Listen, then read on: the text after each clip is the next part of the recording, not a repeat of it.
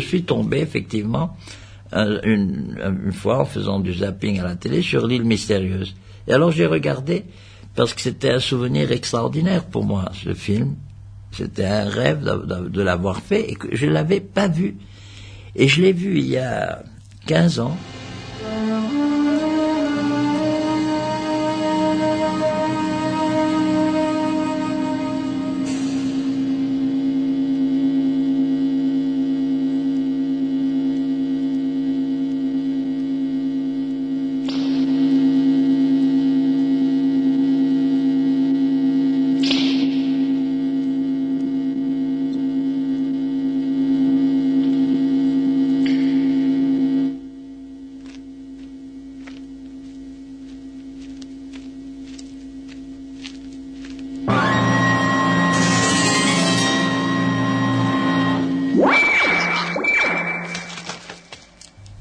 J'ai vu il y a 15 ans. Et j'ai trouvé que c'était beau. J'ai aimé ce film. Hein. Je ne m'attendais pas à l'aimer tellement. Et j'ai vu qu'il y avait beaucoup de travail, beaucoup d'efforts dans ce film. Il y avait, ça a duré longtemps, le tournage. Et toi, Tom, laisse-moi écouter.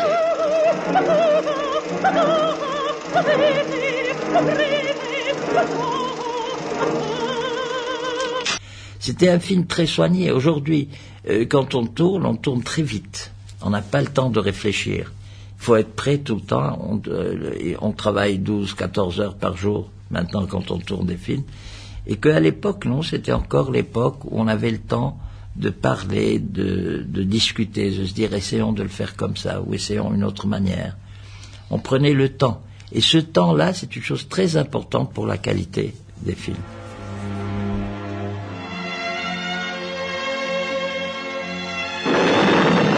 Mars 1865, la guerre de sécession touche à sa fin. Échoués sur une île déserte à la suite de leur évasion, 4 hommes et un enfant parviennent à survivre à force d'ingéniosité et de courage. Alertés par un message trouvé dans une bouteille, 3 d'entre eux se sont rendus à l'île Tabor pour porter secours à un naufragé en détresse.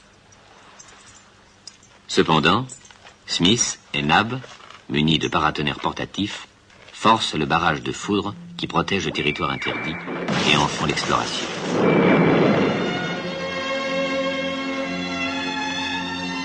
L'île mystérieuse, c'était un film qui était plutôt fait pour la télévision. Et que donc on savait que c'était un film à épisode. Donc, c'est pas la même chose de jouer un film de télévision que de jouer un film de cinéma. Quand on regarde la télévision, on est chez soi. On est bien assis. Il y a de la lumière dans la chambre, dans la pièce où on regarde. On peut se lever et se rasseoir. On peut aller se faire un verre, se servir, faire une tasse de thé, faire un café et revenir. Et il ne faut pas perdre trop de ce qui se passe. Donc il faut un tempo, un rythme un peu plus lent pour les films télévisés que les films de cinéma. Il y a une façon de jouer, de diriger surtout, c'est le metteur en scène qui vous dicte cette façon de jouer, ou qui vous induit à jouer de cette façon, de jouer plus tranquillement, en prenant plus son temps. Je me souviens qu'on avait tourné dans un endroit magnifique qui était l'île de Lanzarote, qui est vraiment un paysage lunaire, absolument. C'est une île volcanique dans les Canaries, dans les îles des Canaries. Et il y avait rien encore à cette époque-là. Il y avait quelques maisons. Et d'ailleurs, le maire de l'île ou le gouverneur de l'île avait dit que j'avais une maison là-bas qui m'appartenait, etc., ce qui n'était pas vrai, pour attirer les touristes. Pour que les touristes aillent en se disant on va peut-être voir Omar Sharif. Ils acquièrent ainsi la certitude que d'autres hommes habitent cette île qu'ils croyaient déserte. À l'île Tabor, Spilett, Pencroff et Harbert sont obligés de capturer au piège un naufragé que de longues années de solitude ont rendu semblable à un fauve. Sur le chemin du retour, la pirogue est assaillie par une terrible tempête. Perdus dans la nuit, ces passagers ne doivent leur salut qu'à un fanal allumé sur une falaise de leur île.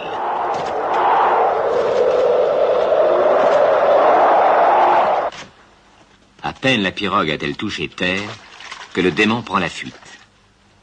Vous savez, moi j'avais vu un film de 20 000 lieues sous les mers où c'était James Mason qui jouait le capitaine Nemo, qui était très différent, qui était très britannique. Et quand on m'a demandé de faire l'île mystérieuse, je me suis dit, mais je suis pas, c'était un Anglais qui faisait ça, pourquoi c'est moi, etc. Puis je me suis souvenu, dans mon enfance quand j'avais lu, qu'on avait découvert à la fin qu'il était indien. Bardem, le metteur en scène, peut-être que pour lui c'était évident que ça devait être un oriental qui jouait le capitaine Nemo. Et je ne sais pas pourquoi, alors donc, le fait que j'étais oriental et le fait que j'étais une vedette de cinéma à l'époque, donc j'avais fait des films qui avaient marché pas mal. J'avais déjà fait Laurence d'Arabie, le Docteur Givago, Funny Girl, tout ça. Bon, donc j'étais presque à mon apogée. Je commençais la pente descendante. Sous la mer. Et voici l'orgue. Tout comme dans ma chanson. On est sur le Nautilus et c'est le capitaine Nemo. C'est tout à fait exact. Le capitaine Nemo est un personnage effectivement très solitaire et très, très mystérieux. Parce qu'il est très solitaire, parce qu'il se livre pas facilement. Il s'est livré juste avant sa mort, mais avant ça, on ne savait pas exactement ce qu'il était, ce qu'il voulait, ce qui lui était arrivé dans sa vie. Pourquoi il avait décidé de s'isoler comme ça sous les mers. Et alors c'était un personnage, oui, très solitaire, comme moi, plus ou moins. Donc il y avait une ressemblance. Itinérant, comme moi. Un immense univers où l'homme n'est jamais seul. Parce qu'il peut sentir la vie palpiter autour de lui. C'est le seul milieu où l'on puisse encore vivre une existence surnaturelle extraordinaire.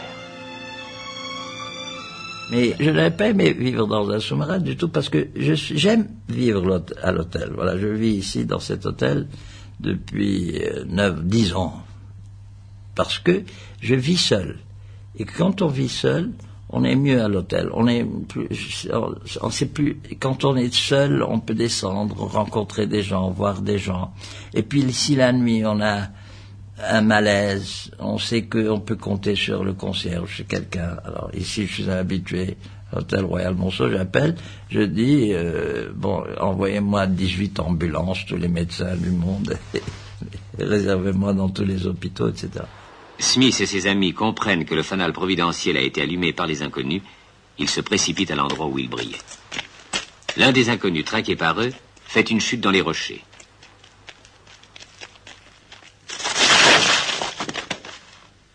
Rapporté inanimé à la grotte dont ils ont fait leur demeure, il réussit à s'enfuir avant qu'on ait pu l'interroger.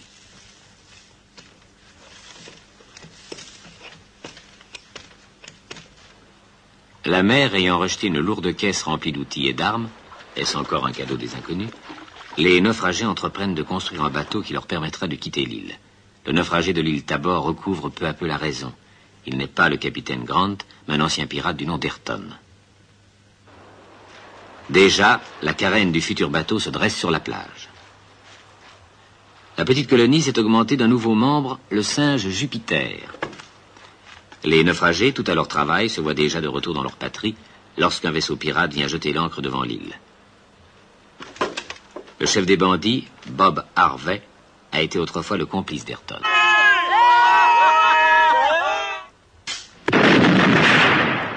L'attaque est immédiate, car cette île, ne figurant sur aucune carte, apparaît aux pirates comme un port d'attache idéal.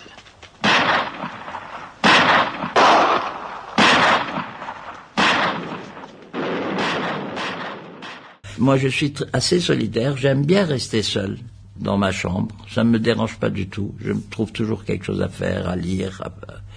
Mais je veux savoir que c'est tout près, qu'il y a des gens tout près.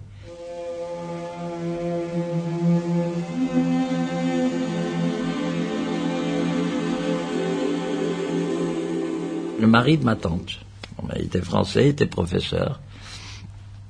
Et alors, il adorait la France, évidemment, il avait fait la Grande Guerre, la première, il avait fait Verdun.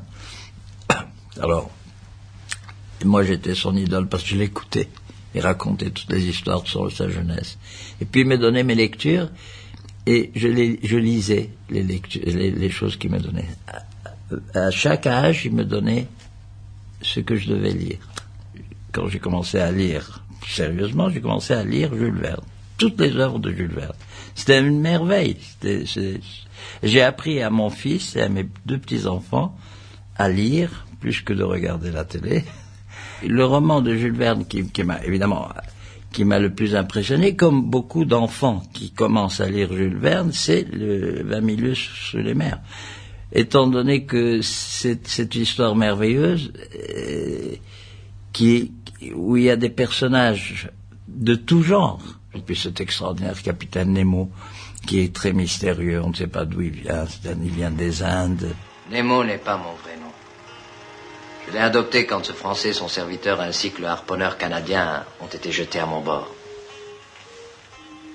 Je suis le prince Dakkar, un hindou. Mon père était Maharaja du Bundelkund.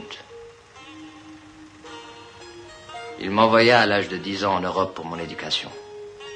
Il nourrissait l'espoir secret de me voir un jour capable de lutter à armes égales contre les oppresseurs de mon pays. Quand mon père mourut, je pris sa place sur le trône. Mais à mon époque, c'était vraiment quelque chose de fantastique. Je veux dire, ce qu'il décrivait dépassait l'imagination à notre époque.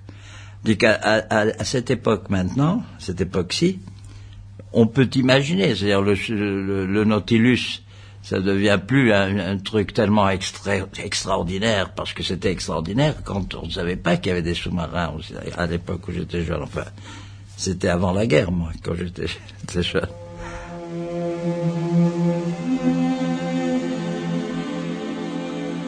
Toutes les aventures dans les livres de Jules Verne, c'était des aventures extraordinaires. C'était pas des choses dont on ne lisait pas dans les journaux, les nouvelles, et qu'on ne voyait pas à la télévision, puisqu'on n'avait pas la télévision. Les naufragés sont bientôt assiégés dans leur grotte. Oui, parce que l'aventure est terminée et que nous allons retourner à la civilisation.